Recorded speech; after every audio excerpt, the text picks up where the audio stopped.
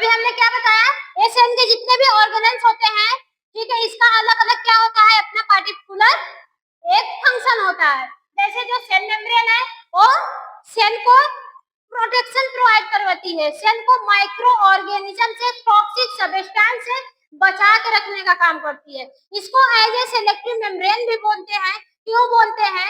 क्योंकि ये कुछ सेलेक्टिव चीजों को ही सेल के अंदर आने देती है और कुछ सेलेक्टेड चीजों को ही सेल के बाहर जाने देती है, सबको नहीं जाने देती। बात समझ में आई इतना?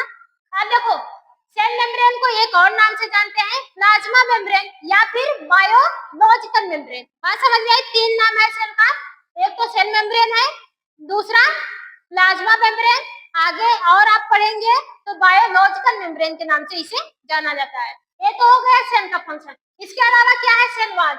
इसी सेल वॉल का वर्क भी हूबहू उस सेल मेम्ब्रेन की तरह ही होता है, ये भी प्रोटेक्शन प्रोवाइड करवाता है। ये सबसे ज्यादा यूज किसमें होता है? प्रोकैरियोटिक सेल में होता है। किसमें होता है?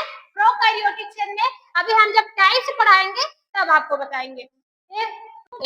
हमारे बॉडी में जो प्रोटीन्स बनती हैं, क्या बनती हैं? प्रोटीन्स है। हेलो, इधर देखिए आप, हमारे बॉडी में जो प्रोटीन्स बनती हैं उसको कौन बनाता है? कौन बनाता है? प्रोटीन्स में बॉडी का निर्माण कौन करता है? किसी को पता है? राइबोसोम करता है। कौन करता है? राइबोसोम। हमारे बॉडी में जो प्रोटीन्स बनती है, प्रोटीन्स को बनाने का काम कौन करता है? राइबोसोम। प्रोटीन्स मतलब कि प्रोटीन्स की सिंथेसिस जो होती है, सिंथेसिस, सिंथेसिस मतलब होता है किसी भी चीज को बनाने की प्रोसेस।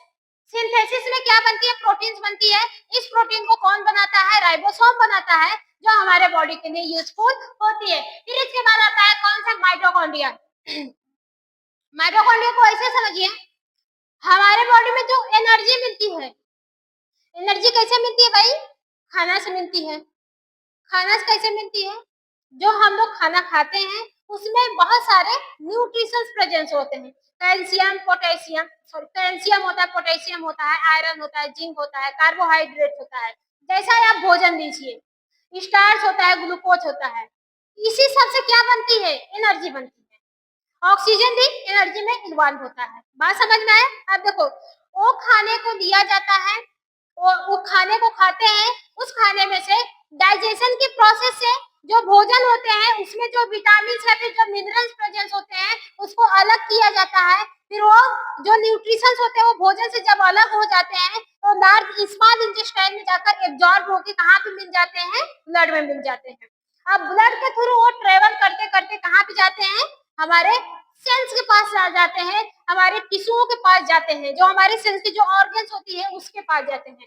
अब वहीं पे प्रेजेंस होती है माइटोकॉन्ड्रिया। ये माइटोकॉन्ड्रिया क्या करती है? वो सारे न्यूट्रिशंस को लेकर क्या बनाती है? एनर्जी बनाती है।